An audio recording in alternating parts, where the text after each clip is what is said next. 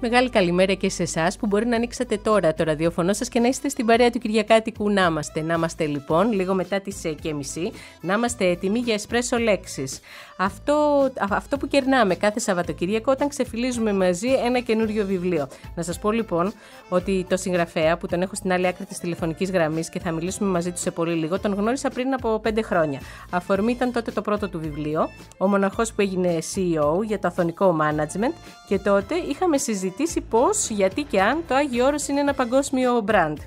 Από τότε ο Θοδωρής Πηλιώτης διδάσκει το αθωνικό management στο Πανεπιστήμιο του Πειραιά και επανέρχεται με το καινούριο του βιβλίο.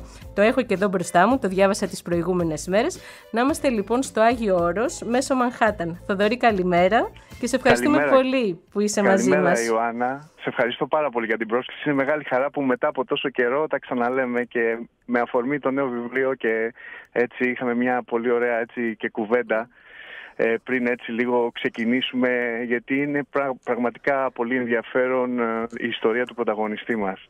Τότε είχες πραγματικά εντυπωσιάσει με το αθωνικό management που έγινε και μάθημα. Αυτό το καινούριο βιβλίο είναι γεμάτο νοήματα. Πρόκειται για μια προσωπική ιστορία. Θα ήθελα να μας συστήσεις τον ήρωά σου.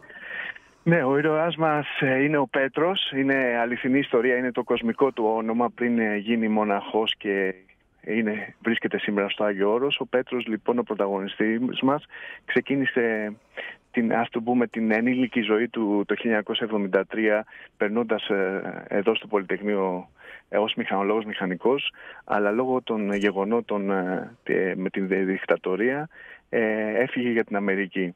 Ξεκίνησε από πάρα πολύ χαμηλά, γιατί έπρεπε να πληρώσει τα δίδακτρα. Ξεκίνησε από βοηθός σερβιτόρου, παράλληλα με τις σπουδές του, σερβιτόρος, έκανε μεταπτυχιακά και τον βοήθησε πάρα πολύ αυτό για να μάθει και τη ζωή στη Νέα Υόρκη, αλλά και να δει μια άλλη ζωή που δεν είχε μάθει στην Ελλάδα. Βέβαια άφησε μια οικογένεια πολύτεγνη πίσω του, αλλά δεν το έβαλε κάτω, δεν πήρε την απόφαση να γυρίσει, αν και δυσκολεύτηκε στην αρχή.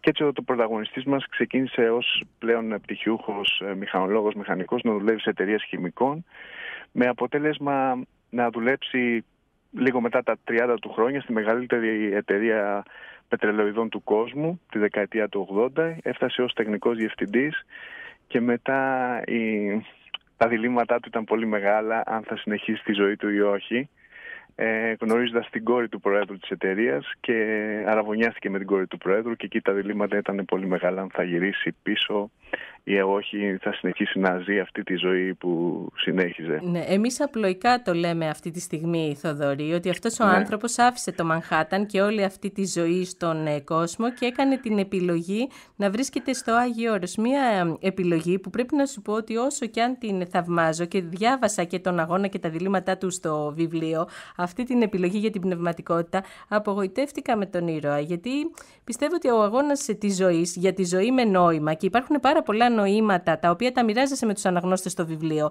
δίνεται έξω στον πραγματικό κόσμο. Θα συμφωνήσω απόλυτα.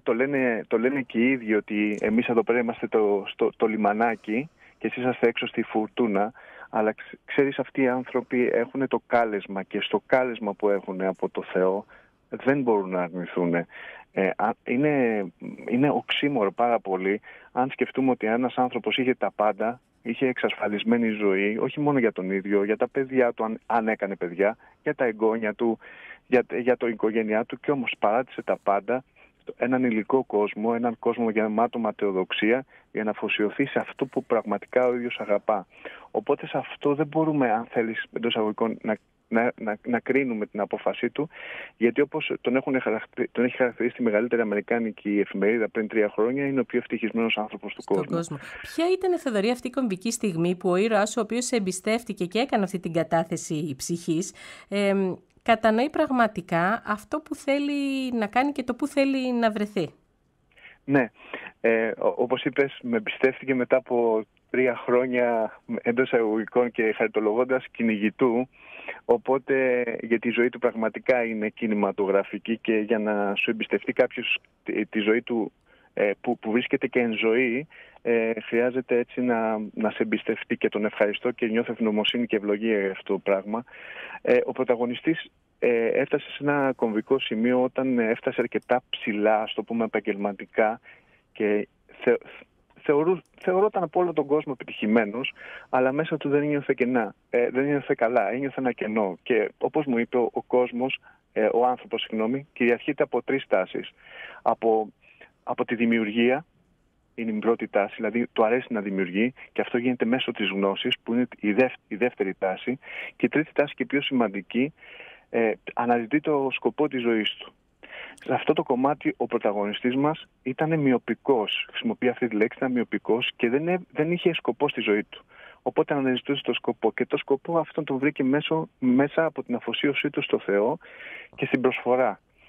Και είναι πολύ σημαντικό ότι εμείς οι άνθρωποι και ο σύγχρονος κόσμος έχουμε τη γνώση, έχουμε τη δημιουργία σε πολύ μεγάλο βαθμό και την εξέλιξη και την τεχνολογία, και εμείς οι άνθρωποι, όλοι μας, βάζω και τον εαυτό μου μέσα φυσικά, αναζητούμε το σκοπό της ζωής μας που είναι πιο σημαντικός από όλους, και αυτό πρέπει να αναζητούμε. Θέλω να σε ρωτήσω αν αυτά τα νοήματα που έχεις ανάμεσα στα κεφάλαια είναι κάποιες ρίσεις που μοιράστηκε αυτός μαζί σου ή είναι μια σοφία που συνάγεις εσύ από τις πράξεις του. Και ήθελα να σε ρωτήσω επίσης, και να ολοκληρώσουμε με αυτό, πώς έχει υποδεχτεί το αναγνωστικό σου κοινό αυτό το βιβλίο σε μια εποχή που βλέπουμε και δικαιώματα να περιστέλλονται στο όνομα της θρησκείας, αλλά και τον φανατισμό, το θρησκευτικό φανατισμό να ενισχύεται.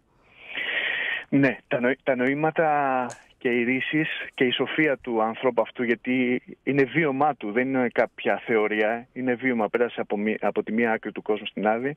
Άθεση είναι ένα μοσαϊκό, είναι μια μίξη πραγμάτων και από πράγματα που άκουσα, αλλά και πράγματα που εγώ συμπέρανα από τη ζωή του, από την περιγραφή. Καθίσαμε αρκετό καιρό μαζί και μου περιέγραφε τη ζωή του, οπότε και κάποια πράγματα μου τα είπε ο ίδιος, αλλά και κάποια πράγματα τα συμπέρανα εγώ. Και αν θέλεις, προσπάθησα να τα βάλω στο σύγχρονο κόσμο. Και το αναγνωστικό κοινό, δόξα τω Θεώ, το βιβλίο έχει κυκλοφορήσει από τις 2 Ιουνίου. Η πρώτη έκδοση είναι sold out και αυτό που μου κάνει εντύπωση και χαίρομαι πάρα πολύ, ότι οι γυναίκες έχουν αγκαλιάσει περισσότερο το βιβλίο, και αυτό με ικανοποιεί πάρα πολύ, γιατί δυστυχώς οι γυναίκες δεν μπορούν να επισκεφθούν το Άγιο Όρος, αλλά προσπαθώ και εγώ, και όπως και στο πρώτο βιβλίο, να περάσω μια εικόνα μιας μοναδικής, διαφορετικής Ελλάδας, που έχει, αν θες, ένα ζωντανό Βυζάντιο, που έχει άλλες αξίες, άλλα ήθη, να το περάσω στο αγωνιστικό κοινό, και μέσα οι μοναχοί προσεύχονται για όλο τον κόσμο και για ανθρώπους οι οποίοι δεν μπορούν να τους επισκεφτούν, και για μένα είναι πάρα πολύ σημαντικό αυτό.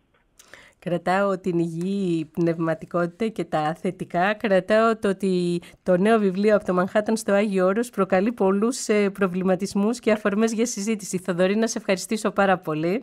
Να είναι καλοτάξιδο και στα επόμενα. Σε ευχαριστώ πολύ. Ευχαριστώ πολύ. Ευχαριστώ θερμά. Ευχαριστώ θερμά.